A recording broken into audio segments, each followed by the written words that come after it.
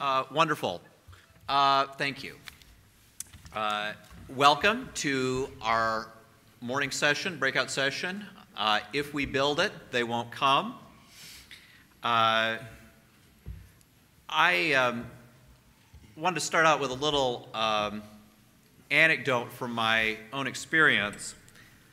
In the previous administration, I found myself serving as a Deputy Assistant Secretary in an area that I certainly expected to have relatively little to do with the border, with Homeland Security. I was in HHS, Health and Human Services, working in a policy role at the Administration for Children and Families. But much to my surprise, I found that under my responsibility and under the care of the department were thousands of children coming across the border, mainly from Central America.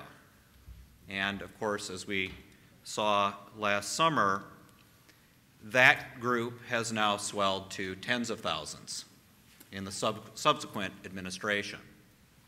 And these were children that either were found here or were found at the border that were under the care of the federal government, and the great majority of them needing, some level of protection, and a small minority were ones that we needed protection from. But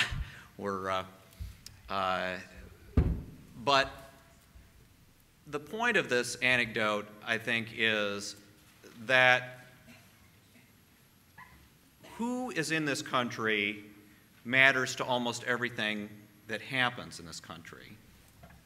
And the security of our border, its permeability, is what determines who is in this country.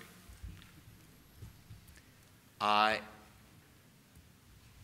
we've gone through the last few days discussing immigration, it seems to me, and maybe the panelists can agree or disagree if they wish, that there's been some level of consensus that's emerged on the idea among conservatives, among the idea that we're going to secure the border first. And then there's this discussion of what's going to happen with everybody else who's in this country, but we're going to secure the border first.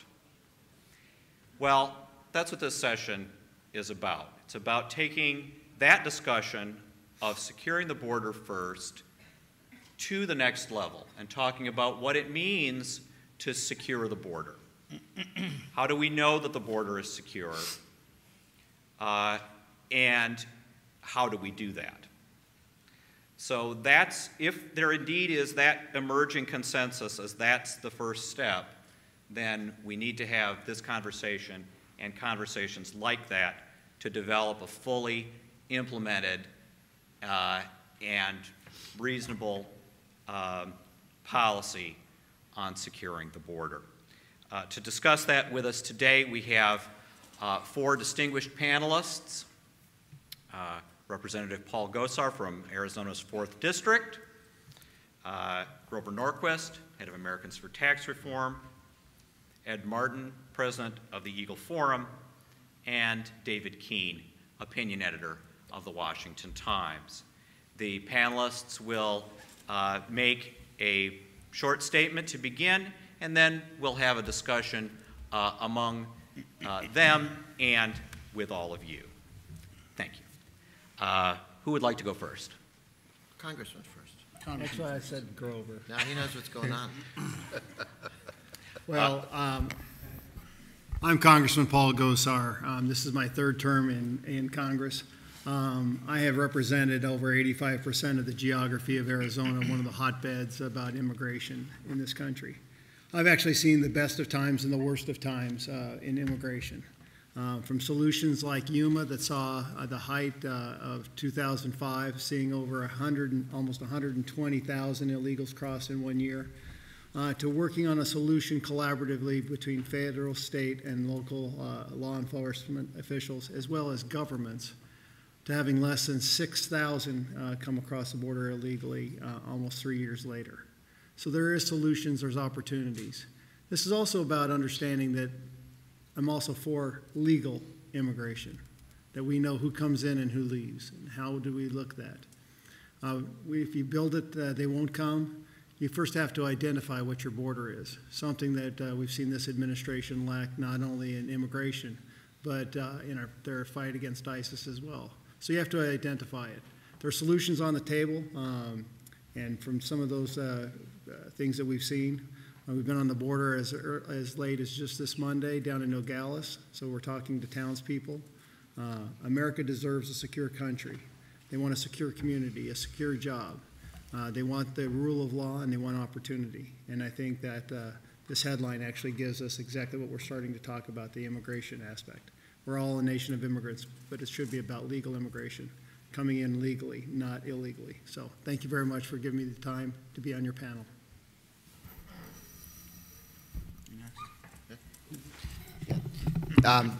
Yeah, on border security, originally I thought we were talking about the specific McCall proposal, which is a variation on the fence, which adds, as I understand, a series of cables underground so that you don't have to have some guy, hundreds of thousands of people every 100 feet across the border, but you can step back half a mile, know exactly not only who's crossing, but how many people and whether they got a car, and then you go down and meet them. And that struck me as a reasonably good idea, and I'd be interested in your thoughts on McCall's proposal. That's a piece of it, but that part of it or others. The other thought is just a historical point, and that is we've been here before. We were having quite a number of people come across the border prior to Eisenhower. Eisenhower set up the Bracero program, which was a guest worker program, and then you had people come only when there was a job for them. You knew who they were, they had a permit. Today you could be even more secure in their identity. They'd come over and work, and then they went home, and arrests at the border went from 700,000 to 40,000 because you weren't looking for everybody who wanted a job. You were looking for people who were trying to get across the border outside of doing guest work. Then the labor unions, who've always hated the idea of guest worker program, and immigration, period, got that killed under Kennedy and Johnson, and we went back to arresting 700,000 people a year. So part of getting a wall or something like, various drones or a wall or something to secure the border is also to have a guest worker program so that the number of people you have to keep track of and watch for along that line is lower, and only the people that you are actually trying to keep an eye on and be worried about. So I just think that when we talk about border security first, which I think is a fine idea, it ought to be a guest worker program is part of making any sort of wall, whether it's virtual or real, effective. Yeah, Ed Martin from Eagle Forum. Phyllis Schlafly was to be here on this panel, and she sends her regrets. She was here earlier in the week signing books and on Radio Row, but she had some commitments at home. So Eagle Forum was started as a pro-family group, and I hope you know about it. If you don't, Glenn Wright, our DC director, is here. Please learn more. But I just like to offer a perspective on a starting point for this that is a little different than even the title. And I know I'll do it in my first minutes, and then the conversation may go the other way. There are 58 million able-bodied Americans who don't have jobs.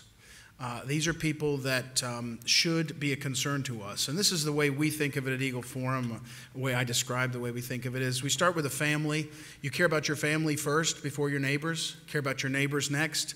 Care about the people that live in your state. And then you care about the people that live in your nation. And we ask the men and women that lead our country to care about our nation in a particular way. And the scourge of job loss impacts the family, the neighborhood, the state, and the country in a way that is as profound as anything we've seen. Again, 58 million Americans, able-bodied Americans, are out of work. Now, legal immigration as well as illegal immigration has flooded our market with workers. Those people are not ones we should judge in their hearts. This is a false discussion. What we should care about is the interest of our people.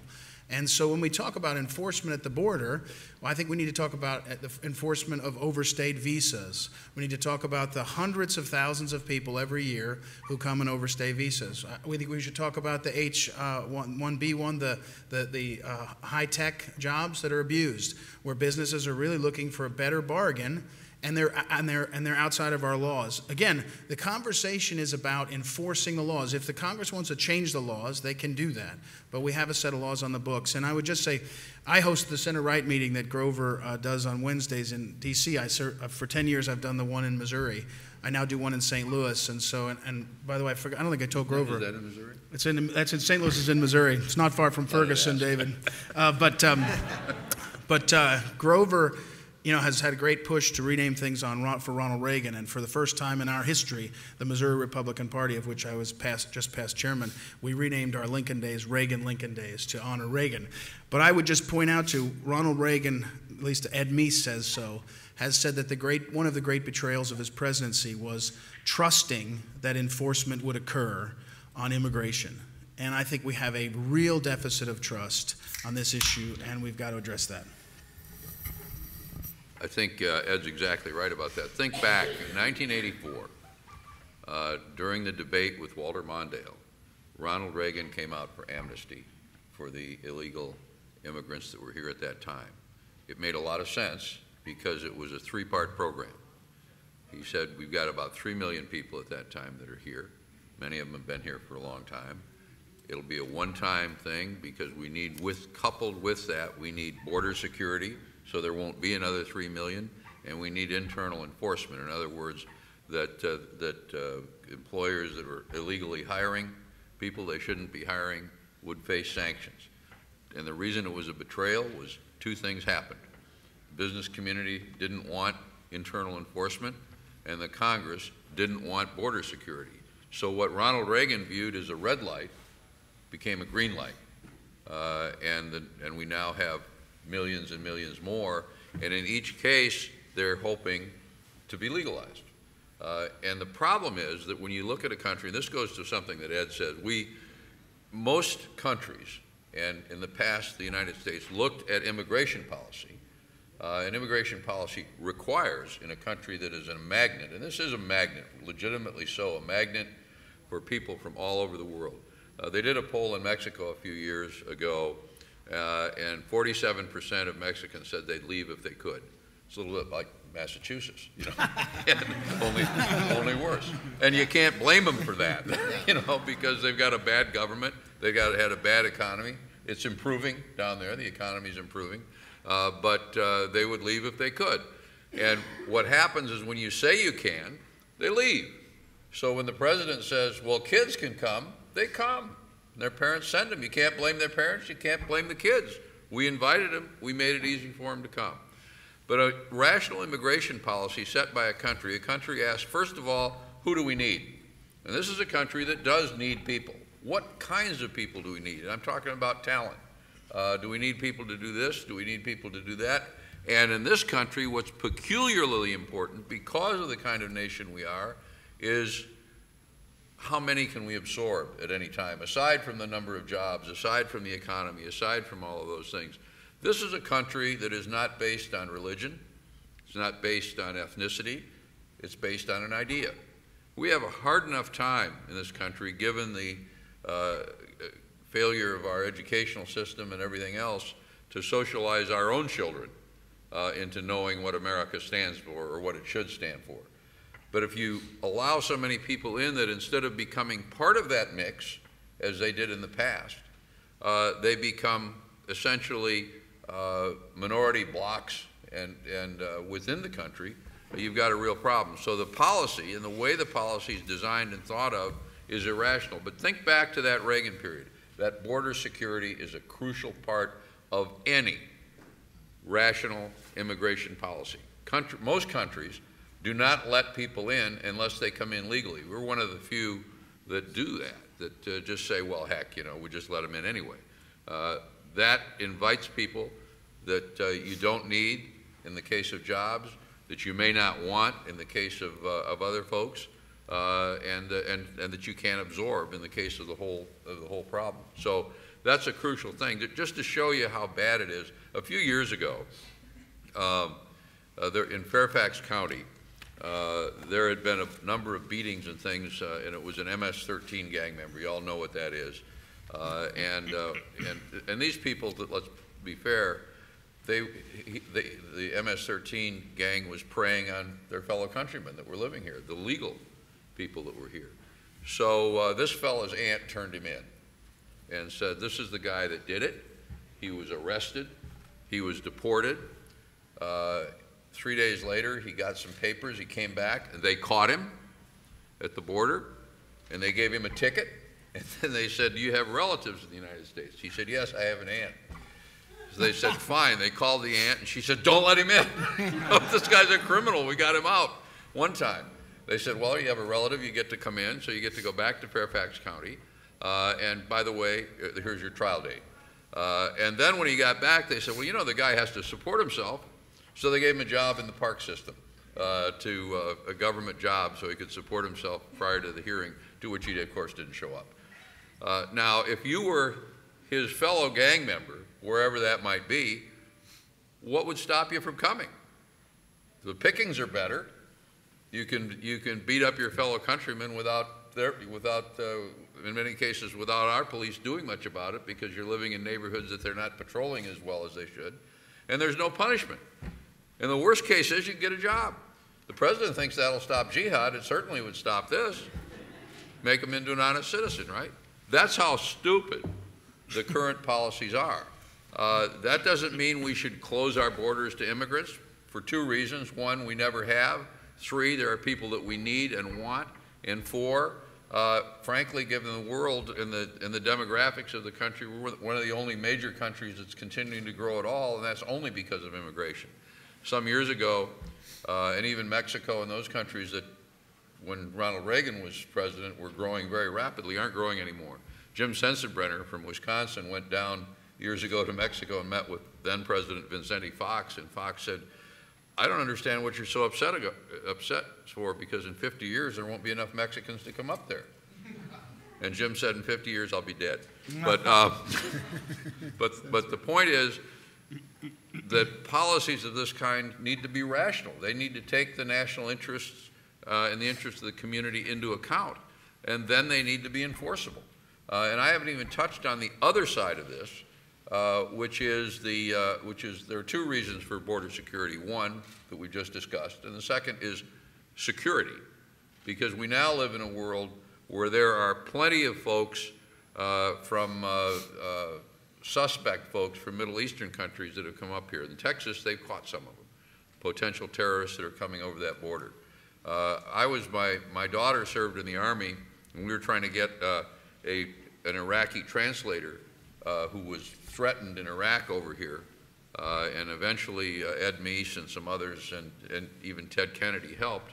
We wouldn't let him in because we decided if we didn't let any Iraqis in, then we couldn't let the wrong ones in, which was a really great way to treat our friends. And one of the people came up to me and said, you know, if he's got a cell phone, we can call him and he can come in over the Mexican border, because everybody else does. And he said, I'm not interested in going to the United States illegally. I'm interested in going to the United States and becoming an American. That's hard, and that's our current legal immigration system. Coming to the United States as an illegal is easy. So if you're down there and you have a dream, those are the two ways to do it. And what we need to do is make it easier for legitimate potential Americans to get here who can add to the strength and the economy of this country, and make it more difficult for people who don't play by the rules to get here. Charles? Thanks. You know, one of the things that comes out of this discussion is, and maybe one of the reasons, you know, the issue of the physical security is important and is brought up, and obviously is the subject of current legislation in Congress. But I think that hanging behind the idea of physical security and infrastructure along the border is this idea that has also came out of your discussion there, which is enforcement. I mean, you can build a wall 100 feet high if nobody's manning the wall, or if the people manning the wall are given instructions to do little or nothing, then it really will not succeed in providing security. So I guess let's start out with a question. How do we, either through legislation or through other ways, get this kind of sense that enforcement will occur if the resources are provided? Will there be, how do we engage the will of the nation and the will of the federal government to make the border meaningful? Well, first of all, you're exactly right. If you're just identifying a wall, it just becomes then an obstacle to go over if you're not enforcing it. But if you're enforcing the rule of law, which we have done nothing of, to give you an example, I quoted in my opening remarks Yuma, Arizona. One of the aspects that they did there was Operation Streamline. So they worked extremely well, so in apprehension of anybody coming over illegally. They took it from over almost 120,000 in a year down to less than 6,000 because of cooperative ventures and enforcement. A quick, speedy trial, making sure that those that are illegally here were processed and returned properly. To now where we actually have the Attorney General and this administration denying them the assets financially, but also telling them that they can't enforce Operation Streamline. So not only are we not only do we have these on the books, but we have an administration saying you can't utilize the tools, that all you can do is do a babysitting service instead of the actual enforcement of the law. So we see this time and time again. The other thing that I want to make sure you understand is a border isn't just on our physical borders. It's anywhere a boat or air or anything else can actually come into place. So your border is a virtual border all the way across this country. That's why it is so important to have internal enforcement as well. That means everybody has to be vested. You know, Mr. Norquist asked me about the McCall bill. Well, if you're not vested with the states that have a skin in the game, if you're bypassing them, how can they be part of the solution process? This administration says absolutely forbids the states to be part of that. So if you're looking at another set of metrics, I'm a dentist by trade, folks. I've seen all the metrics I need to see. I'm not interested in another metrics until I see a solution. And that means that the states on the border have to be part of that solution, that are active, that their viewpoints count, and that they're part of the enforcement mechanism. America believes that enforcement means that it's state, local, and federal all working collaboratively. That's what that means to them. And when they see it disjointed from the federal government, they say, Washington, D.C. runs by a different set of law prints. We don't get the same leeway. And they're exactly right. When you see an attorney general and a president defying the rule of law, that's problematic. So first of all, you have to make sure that you're enforcing that law, but you also have to make sure that law enforcement is actually enabling you to do that. Yeah. I wanted to say, you know, there was as I recall from my history, there was a wall around Troy, but somebody opened the gate. Yep. And that solved that problem. And you're exactly right about the virtual Trojan horse. The virtual nature of a wall, because you know what city in America has the most both legal and illegal, or at least legal, citizens of Mexican-American ancestry? It's the city of Chicago, not Los Angeles. And it also has a big problem of illegal immigrants coming to Chicago. I think they go there for the weather, I'm not sure. But in any quarter, and I don't know how they poll to find out how many illegals there are. You'd think the illegals wouldn't say, hey, by the way, I'm an illegal. But in every quarter when they do the polls, sometimes the number of illegal people in Chicago from Mexico and Central America is the top, and then in other times it's Polish illegals. And I don't think they swam here and crossed the border in Baltimore. 40% of our illegals didn't cross any border illegally. Right. They came here and didn't go home when the time came. Mm-hmm. So you have to look at the whole policy. It's not just building a fence. And Ed's exactly right, and the Congressman's right. There are problems with internal enforcement, problems that we as conservatives have with the idea that everybody should be identified, that they intrude upon citizens as well as non-citizens.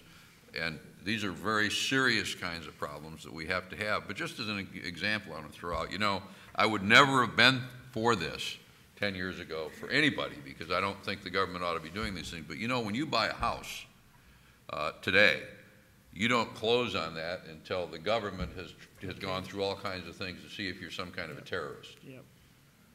But one thing that they won't stop you from buying real property for is if you're not a citizen or if you're here illegally.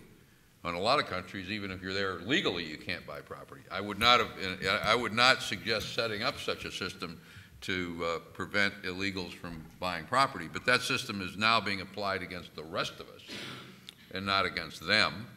And the real problem, whether you've got a virtual wall or a real wall, is what kind of a magnet are you? And 98% of these people come here for a better life. They come here because this is the dream that people around the world have always had. And if they can't find the good job because of internal enforcement and rules, and if they can't buy property, then eventually a lot of them go home. And in the last few years, because of the economy, there have been more illegal aliens leaving the country than coming in. Now, that must have upset the administration so that they've managed to change the policy so we can reverse that and continue to bring more folks in. Well, a couple things, David. Follow up. My estimate's, I think, mostly reliable. 5 million people are in America on overstayed visas, 250,000 a year. If we're vaguely able to enforce things, which we stand up and say they are, we should be able to find those people. This is not a difficult question. But your question, Charles, is how do we know if we'd be serious about enforcement? I would submit to you that we have a unique opportunity. I will be candid. I don't think the Congress can get anything done. They're not willing to stop a lawless president. They're not willing to stand up and do some of these things that many of us think are common sense. But the coming election ought to be about this question.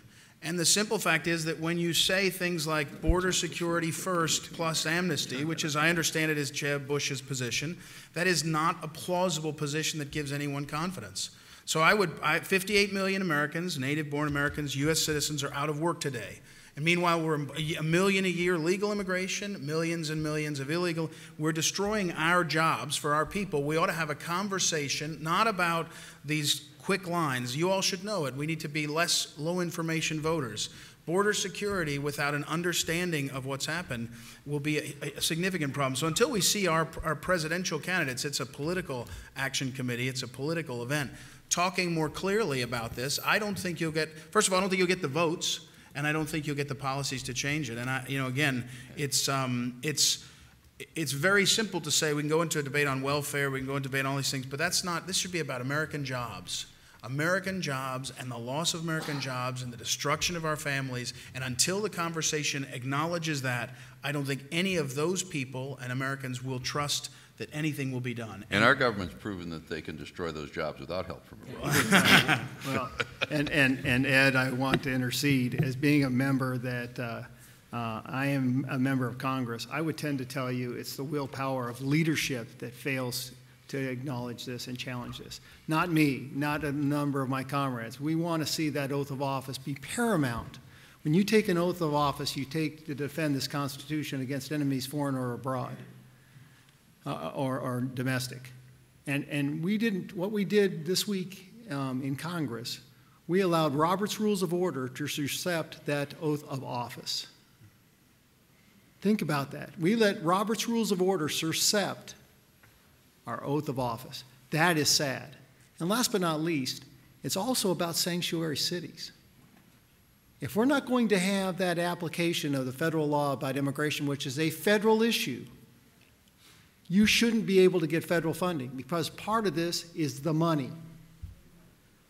Ed made the question about, or Dave made the question about why you'd want to come forward. Well, in this environment, it pays for you to come forward if you're illegal because you go to the front of the line. That makes Ed's point, is that all of a sudden 5 million reasons why you go to the front of the line, and if you did things by a fair way, by following the rules, following the law, you go to the back of the line. Tell me that's fair. That isn't fair. And you ought to demand more about your elected leaders.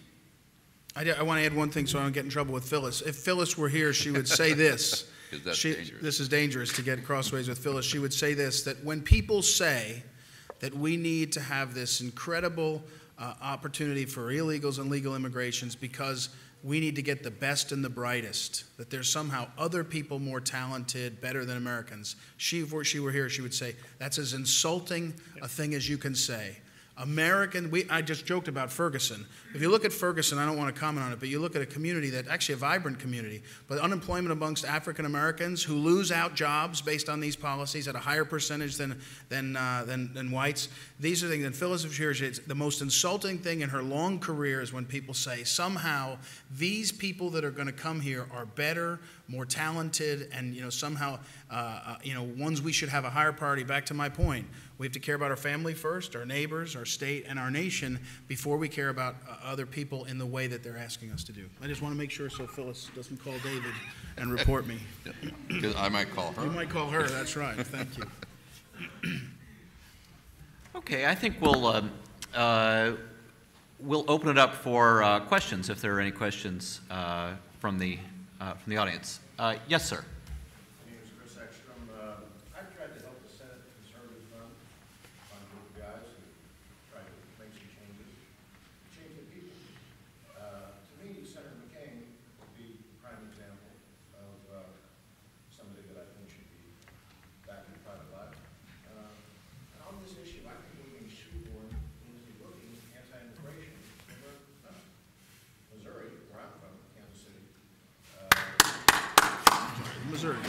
See, he knows Kansas City's in Missouri. He wasn't sure about St. Louis. I like to encourage our people.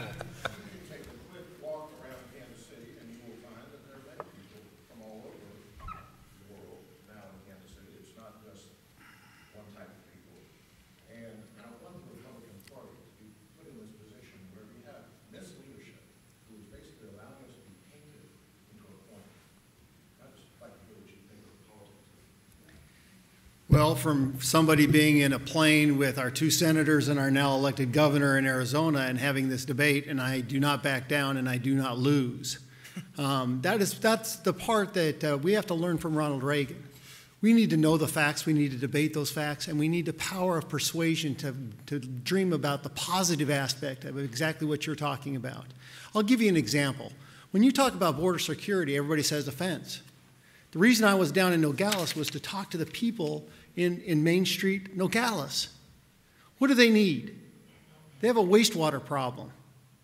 Seriously, in Mexico, they have high ground, we're the low ground. So when we get episodic floods, which we do every year, it flows in the United States. It causes catastrophic damage to industry, to homes, to our infrastructure. If two countries share infrastructure, is that as good as a fence? Absolutely. Absolutely it is. And so we ought to be looking at those positive influences in regards to how do we define that. This is not an easy solution when you say just define the border and border security, because you're going to have to go through political asylum. You're going to have to go through Social Security reforms and Medicare reforms. Talk about EMTALA. You want to say that no one's going to get benefits? Come walk with me in a hospital emergency room at 1 or 2 o'clock at night. Those are keys to this aspect, is that we have to be stalwart enough to have those conversations. A guest worker program? Absolutely. But it needs to be flexible. It needs to put America first. We're actually developing one. I got to confess, I got to tell you a little bit about who I am. I'm half French Basque. My grandfather had a sheep ranch. And when the Bracero program went away, so did his sheep ranch. It went bankrupt. So we got to be vested in that application. And I agree with Phyllis. It's not about the very brightest, because that's crony capitalism. Tell my grandfather he wasn't worth coming as an immigrant. He was a dear immigrant. He made a huge life for a bunch of us. So from that standpoint, it's got to go back to the rule of law. That means we all have to be vested into this. And that means all the way across the board. And that means follow the dollars. I know Grover has lots of aspects about crony capitalism. Those are the same applications here. So when we devise a guest worker program, how about you in America build it? We've just been doing this exercise in Yuma, Arizona. I got one of the largest agricultural businesses right now. If you had a salad today or yesterday or any time during this week up to the month of May, it probably came from my district. So to understand that you've got to cut lettuce, you've got to cut broccoli, you've got to cut cauliflower, you've got to have people. These people have tried to get the welfare state changed. And until we change the welfare system, where there's an incentive to be part of a constructive community, you're going to have to work with a guest worker program. We need to know how they're coming in, the benefits they come in, but maybe they should be treated maybe a little bit different than the average worker or the average person here as a citizen with Social Security benefits and Medicare benefits. That scheme is going a long time down the road. So we have to have remedies all the way across the board. But that's why I'm for a constructive immigration policy, a piecemeal at a time, and to share it with you. Washington doesn't know what's best. You do. You live with it. But it's got to have the equal application of the law across the board, and everybody abides by the same rule of law. Your question was about how we talk about it better as a party, Republican Party. I just came off of a term as a chairman of the Missouri Party, and I was a candidate previously.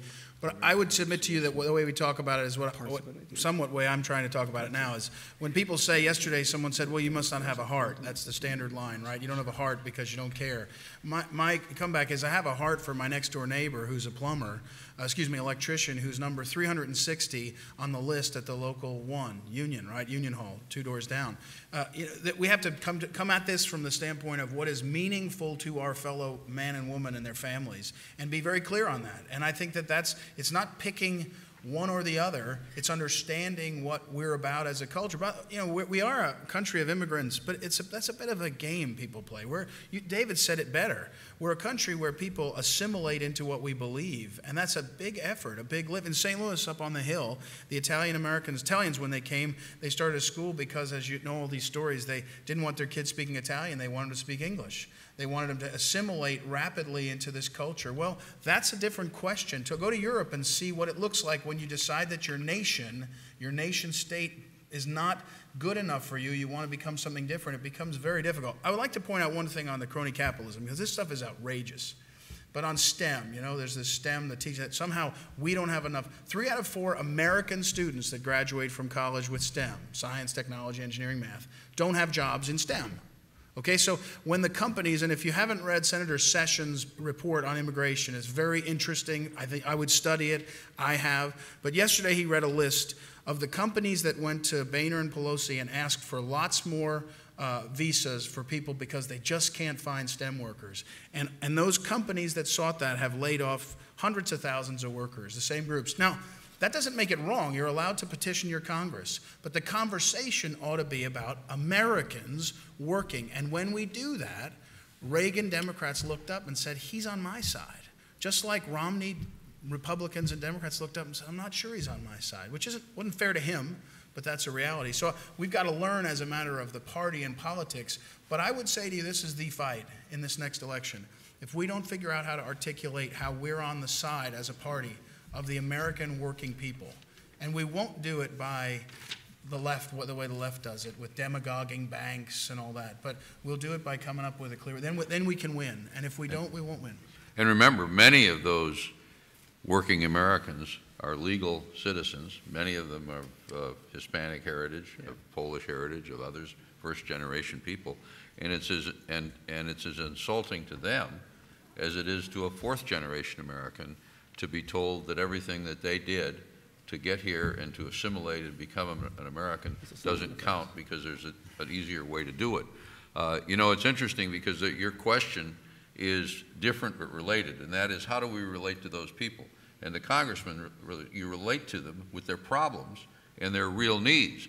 One of the problems that Washington politicians have had for decades is that when they look at a group, which I've always considered a mistake anyway, but when they look at a group, they then listen to the ideological leaders of the group. I remember when this was 15 years ago, when it was decided that the Republican Party was not making sufficient outreach to the black community. So who did they invite to speak to the National Committee about that? Jesse Jackson.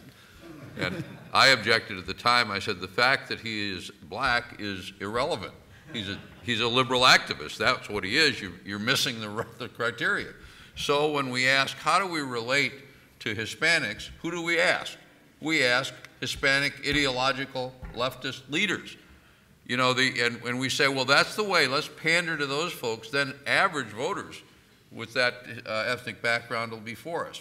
But in Congress, and you know this, what member of Congress, this is a couple years ago now, so maybe it's changed, but what member of Congress got the highest percentage of the Hispanic vote in his district was Steve Pierce of New Mexico, who is an Republican. immigration hawk. Yeah, absolutely. He agrees with Ed. And why did he get those votes? Wise. Because he's there. Talks And to because he relates to their real problems, not to the ideological positions of self-appointed leaders. And that's the key to communicating with anybody. It's to talk to them. If you talk to me and think you're going to get all the conservatives because I might agree with you, boy, are you crazy. If you think you're going to get all the black votes because Jesse Jackson, agrees with you, that's even crazier. And if you think that La Raza represents the aspirations and the beliefs and the problems of Hispanic voters, then you're even crazier still. What you have to do in a free political society is you got to relate to people and solve their problems. That's why this guy's elected to Congress, is to solve the problems of his constituents, not to pander to people in Washington. Well, I'm going to take one more little thing to explain. David is exactly right. My district splits the other most progressive member of Congress in the United States Congress, and that's Raul Grijalva. Do you know that the people come to see me at my town halls because we have a conversation? That's the key, is getting out there and listening. It's innate to me. I'm a dentist impersonating a politician. That's important for you to hear, because you come to my office and you say, hey, doc, I got a toothache. I can start yanking teeth. I probably will get it right, but I might have pulled a couple extra teeth. But if I'd asked you, what hurts, how can I help you? We solve this problem. That's the American way. And when you do it in an aspect that, just give you the example, Arizona comes off being very bullish, and some people find it offensive. Even Raul Grijalva said, boycott Arizona. What a shame. What an absolute shame. But when you take what Arizona was after, English language, how about if I pitch it to you that English language is the opportunity of the future? And when you start talking that to Hispanics, they're like, yeah, I need to learn that because it is my way up. That's the American way. So I agree with David. It's about talking to people, finding solutions like Nogales. The comment in Nogales was, we see a ton of Congress people coming and going through here. Raul Grijalva says, hey, listen, here's my canned speech for 15 minutes and where's my money? But you're the only one who sat down and said, what's the problem? How can we help? And engage with people. Banter back and forth. That's the fun part of America, is the freedom of that speech and the freedom of ideas. That sets you free. Well, I think that, thank you very much to the Congressman and to all of our panelists. Unfortunately, I think we're now running up against the clock. And so I want to thank everybody for coming and for an excellent discussion. Thank you. What is the critique of the